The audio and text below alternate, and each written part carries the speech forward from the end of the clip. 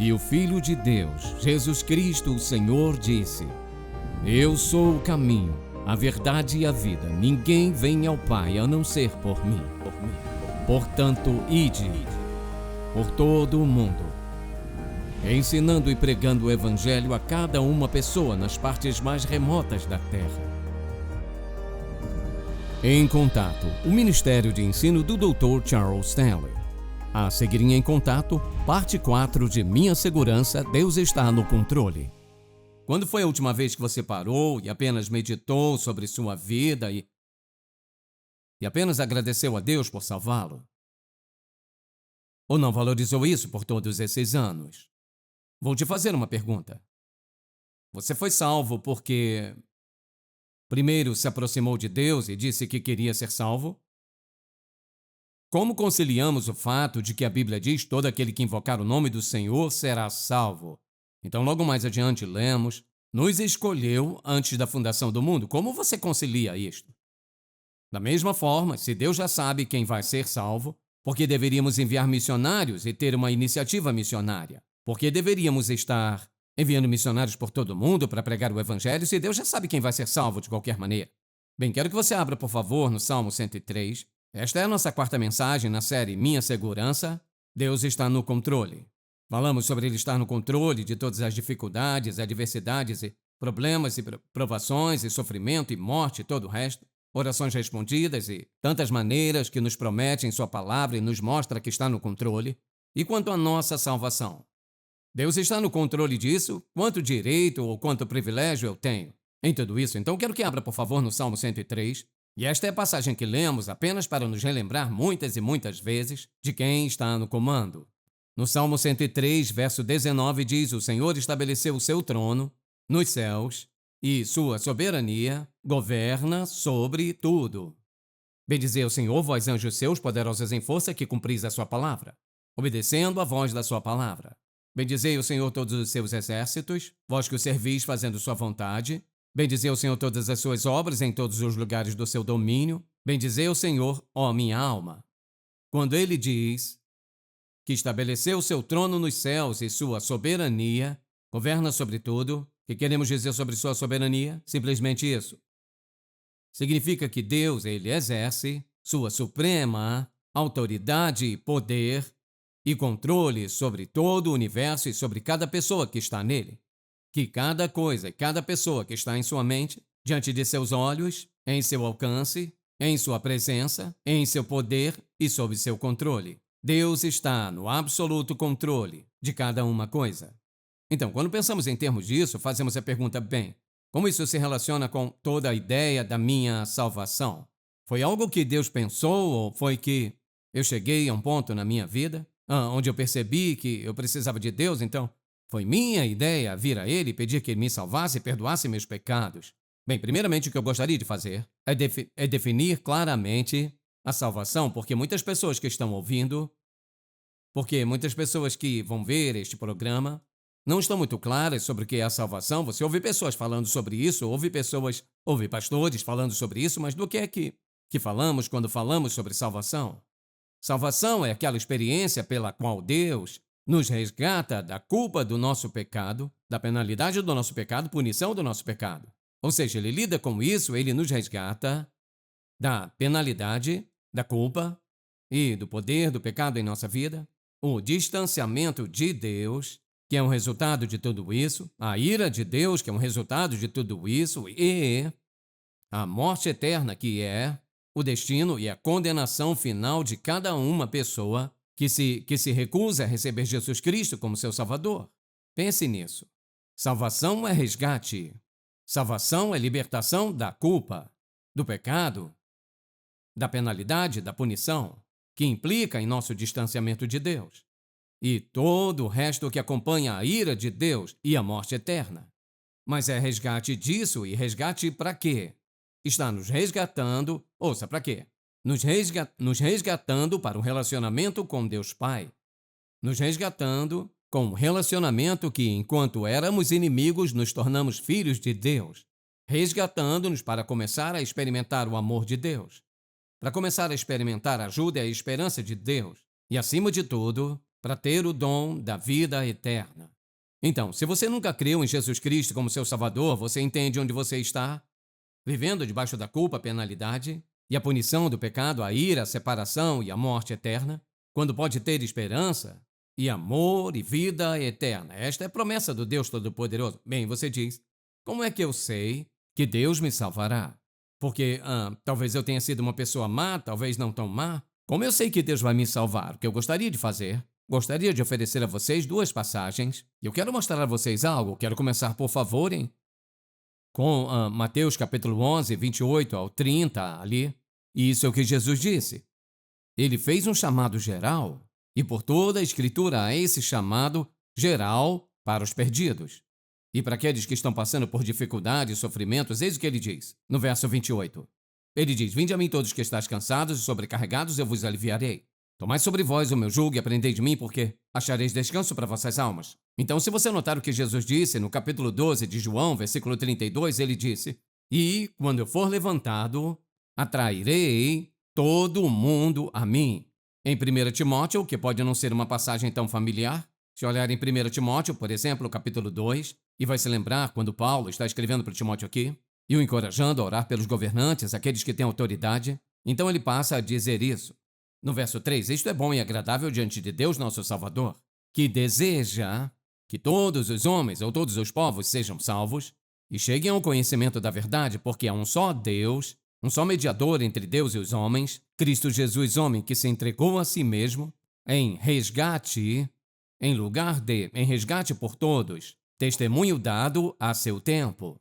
Então, é claro, há aquela passagem, em 2 Pedro capítulo 3, verso 9, que ele diz que não é minha vontade que ninguém pereça.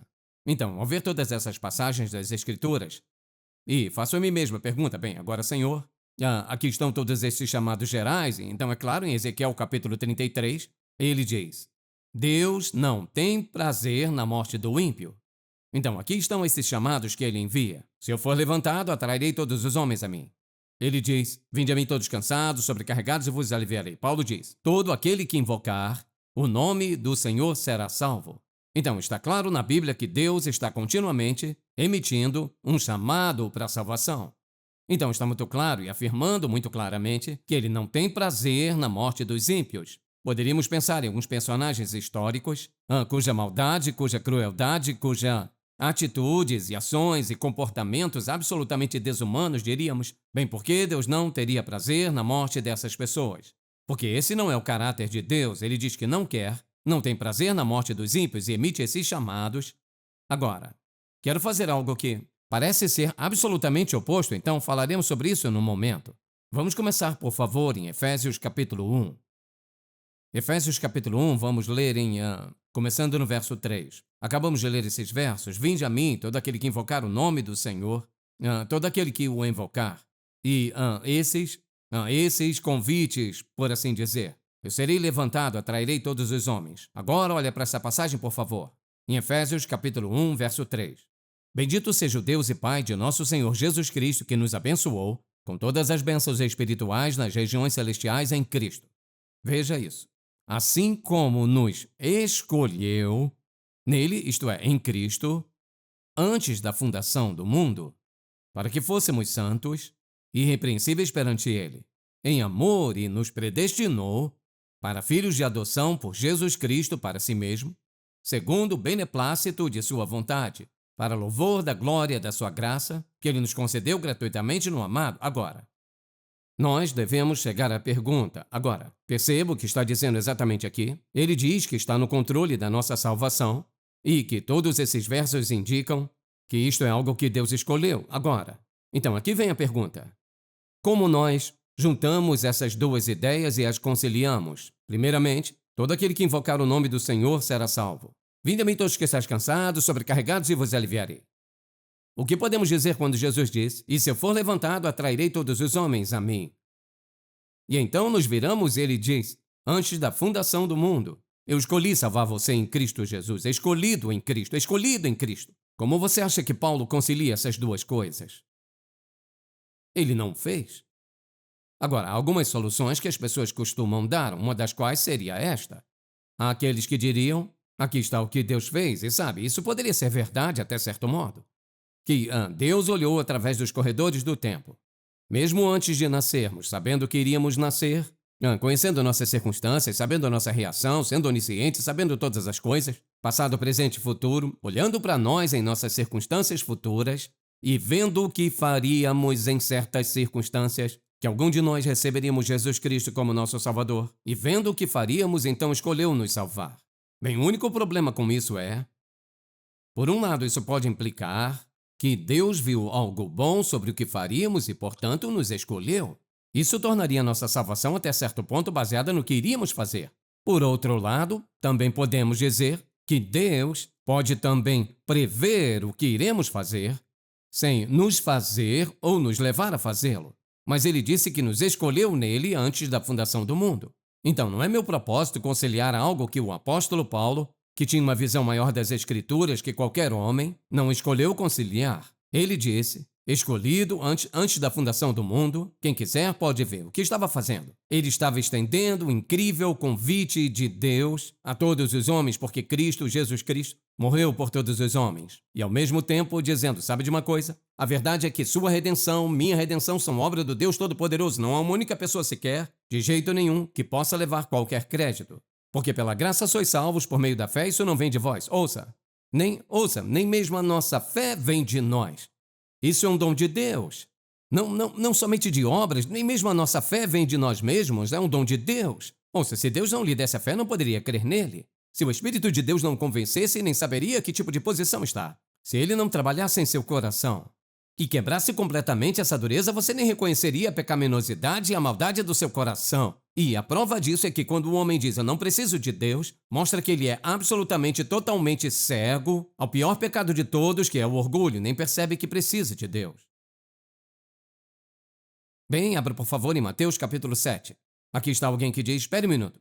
Eu não creio que se sou uma pessoa honrada e sirvo ao Senhor e eu faço um bom trabalho na igreja, dou meu dinheiro e eu ajudo na igreja e tento ser uma boa pessoa, está querendo me dizer que eu tenho que receber Jesus Cristo como meu salvador pessoal? Bem, vamos ver o que Jesus disse. Eis o que ele disse. No capítulo 7, e começando no verso 21. Nem todo aquele que diz, Senhor, Senhor, entrará no reino dos céus, mas aquele que faz a vontade de meu Pai que está nos céus. E Jesus disse em outra ocasião, qual é a vontade do Pai? Crer nele. Muitos me dirão naquele dia, Senhor, Senhor, não profetizamos nós em teu nome?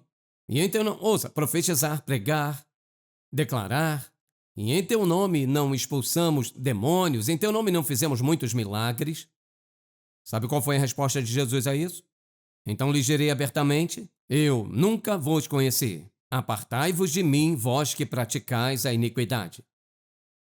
Vê? Disse, nunca vos conheci. O que quer dizer com isso? Não quer dizer que não estava ciente de uma pessoa, mas quer dizer, ele diz, eu nunca vos conheci como um dos meus. Nunca te conheci como um filho de Deus, você nunca foi um dos meus, porque a única maneira de ser um filho do Pai, como ele diz lá em Efésios capítulo 1, ele diz, escolhido nele antes da fundação do mundo, predestinado para o quê? Predestinado para a adoção.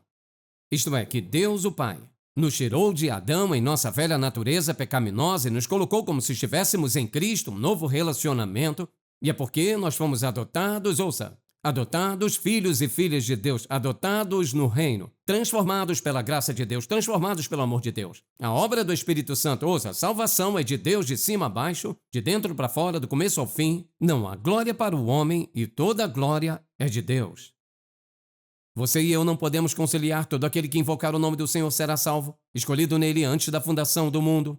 Esse é um mistério que ninguém será capaz de compreender completamente, e ainda assim há todos os tipos de explicações. A verdade é que quando você as analisa, eles vêm com esta pergunta, bem, e quanto? E os teólogos podem ter todos os tipos de ponto de vista e provar todos os tipos de coisas. A verdade é que o apóstolo Paulo não conciliou isso. Se ele não fez, eu também não vou. A única coisa que importa é que somos salvos pela graça de Deus, eternamente seguros nele. Sabemos que somos e temos a responsabilidade de levar essa mensagem ao mundo inteiro. Essa é a nossa responsabilidade. Então, quando se trata da salvação, assim como tudo na nossa vida, ele está no absoluto controle. Se você é salvo hoje, pode se alegrar no Senhor Pode agradecer a Deus, certamente deve ter um senso de humildade em seu próprio coração e gratidão e louvor, porque você não pode levar nenhum crédito de jeito nenhum, nem um pouco. E se observarem todos esses versos, nossa salvação está sempre relacionada a Jesus, escolhidos nele antes da fundação do mundo. Paulo diz, estou pregando isso, para que você obtenha a salvação em Cristo Jesus. Porque Deus amou o mundo de tal maneira que deu seu Filho unigênito para que todo aquele que nele crê não pereça, mas tenha vida eterna. Então, esta é a obra do Deus Todo-Poderoso. Então alguém diz, por que deveríamos fazer isso? Deixe-me te dar 4 razões. E são todas iguais em uma essência, e você sabe a maioria delas de cor. Eis o que Jesus disse. Agora ouça o que ele disse. Ele disse, aqueles que o Pai me dá são meus. Vou ressuscitá-los no último dia, totalmente meus. O que ele disse aos discípulos? Ide fazei discípulos de todas as nações, batizando-os em nome do Pai, do Filho e do Espírito Santo, ensinando-os a guardar todas as coisas que vos tenho mandado, e eis que estou convosco todos os dias, até a consumação dos séculos. Então ele diz em Marcos, ide por todo o mundo e pregai o evangelho a toda criatura. A toda criatura. Ele disse em Lucas 24 que o arrependimento e o perdão dos pecados serão pregados em toda a terra. Jesus disse, assim como o Pai me enviou, eu vos envio.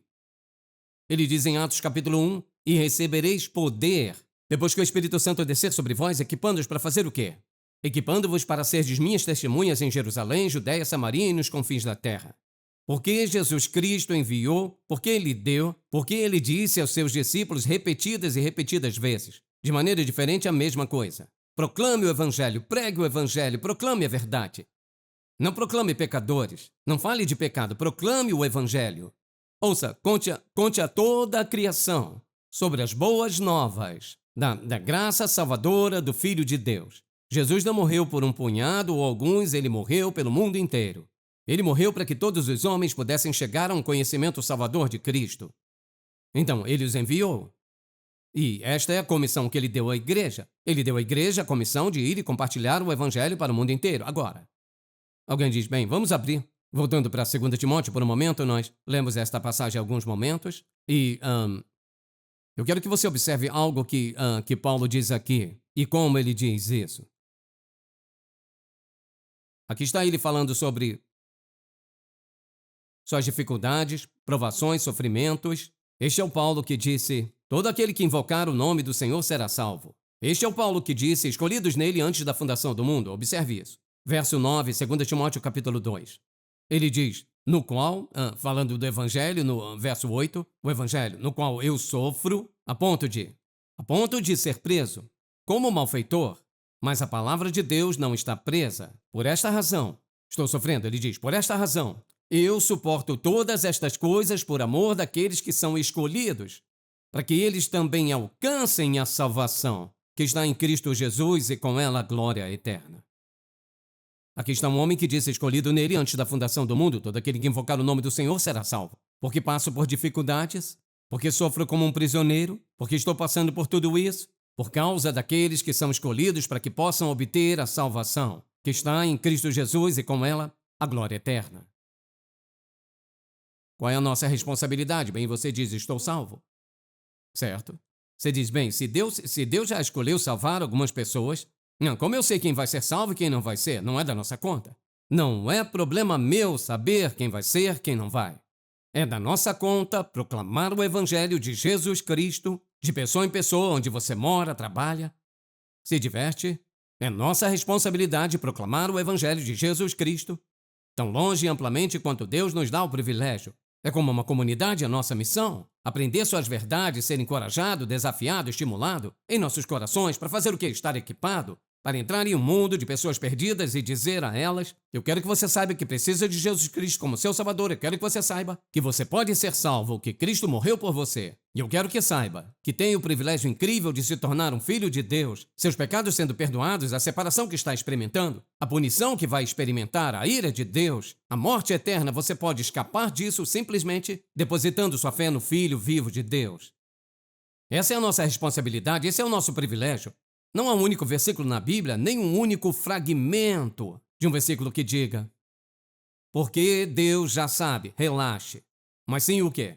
Ele diz, ide, portanto, faça discípulos, espalhe a palavra, arrependimento, fé por toda a humanidade. Assim como o Pai me enviou, Jesus disse, eu os estou enviando, proclamando o Evangelho. E Paulo disse, não me envergonhe do Evangelho de Jesus Cristo. Ele diz, eis o que eu aprendi, é o poder de Deus para a salvação. Para todo aquele que crê, ele diz, ouça, o judeu, o grego, não importa quem eles sejam, os gentios, o Evangelho de Jesus Cristo é poderoso bastante para salvá-los. Eis o que eu quero que você veja, Deus está no absoluto controle. A única coisa que podemos fazer sobre a salvação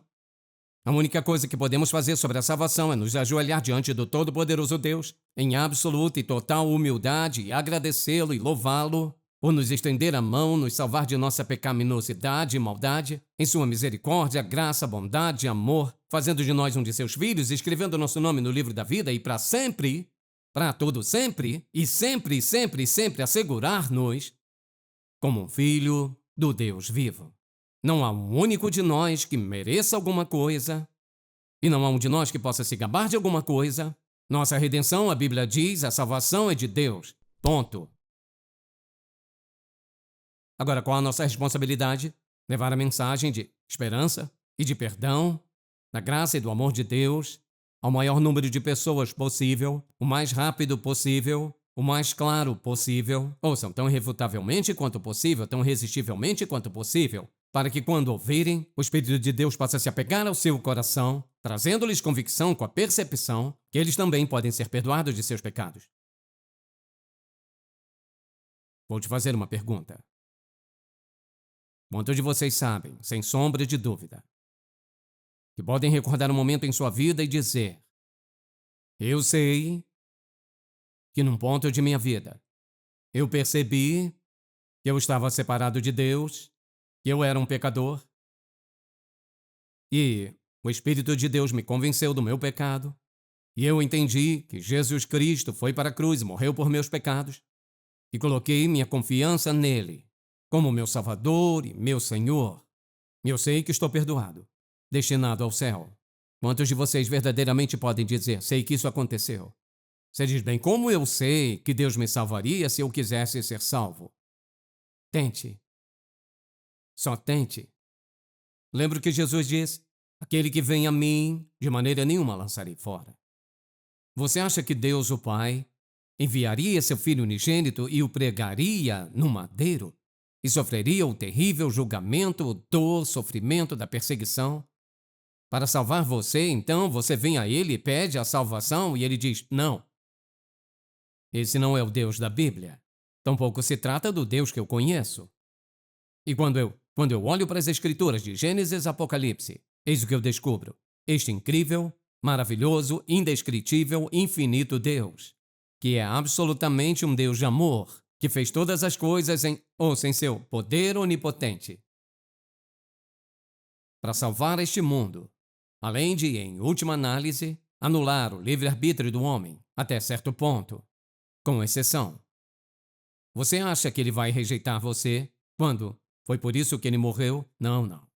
Você diz, bem, mas você não sabe o que eu fiz na vida. Deixa eu te perguntar. Você tentou destruir a igreja, perseguir a igreja, assassinar? Tentou fazer todas as coisas como as que o apóstolo Paulo fez? Não, não tentou. Sabe de uma coisa?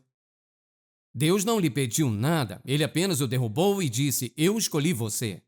Eu vou te pegar, eu te peguei, eu vou te usar e farei de você um vaso escolhido. O que ele disse a Ananias? Ele disse, quero que você vá ver este homem. Ele é um vaso escolhido. Escolhido antes da fundação do mundo. Escolhido desde o ventre da mãe. Escolhido para pregar o Evangelho e nos dar a mais impressionante explicação da verdade que poderíamos descobrir enquanto vivermos. Quando penso nisso, só quero me jogar na lama e dizer, Deus, eu sou indigno de sequer pensar em graça, amor, misericórdia, bondade e perdão. Mas este é o tipo de Deus que temos. Portanto, quando você rejeita o Senhor Jesus Cristo, rejeita o Filho, seu amor, seu empenho, seus apelos e sua incrível preparação do céu para você é o que rejeitou. Nunca poderá ficar diante dele e dizer, vou te dizer a razão, porque não te aceitei. Não. Não haverá desculpas no julgamento. Já ouviu o Evangelho bastante? Somente nesta mensagem para te salvar E não é preciso mais que uma experiência de salvação para salvá-lo para sempre. Você diz, mas suponha que eu peque de novo? Sim, cada um de nós já o fez. É disso que se trata a graça. A graça é de Deus. Ouça, não apenas Ele me perdoa e não apenas nos perdoa de nossos pecados de uma vez por todas e perdoa nossa iniquidade, nossa culpa. Ouça, mas o perdão de Deus está sempre fluindo para os seus filhos. Não nos chama de adultos, nos chama de seus filhos porque ainda estamos crescendo. Ainda crescendo na vida cristã, ainda aprendendo a andar em seus caminhos. Portanto, você é indesculpável por rejeitar o Filho do Deus vivo, que escolhe e oferece e que provê e ama você por completo. Pai, oro para que o Espírito Santo use esta mensagem para trazer uma convicção tão profunda, tão penetrante e irresistível convicção que cada uma pessoa que a veja, cada uma pessoa que ouça esta mensagem, que sinta imediatamente uma necessidade de Cristo, um desejo por Cristo, uma necessidade de perdão e disposição para pedi-lo, depositando sua fé em Jesus para o perdão de seus pecados. Pois pedimos em nome de Jesus. Amém.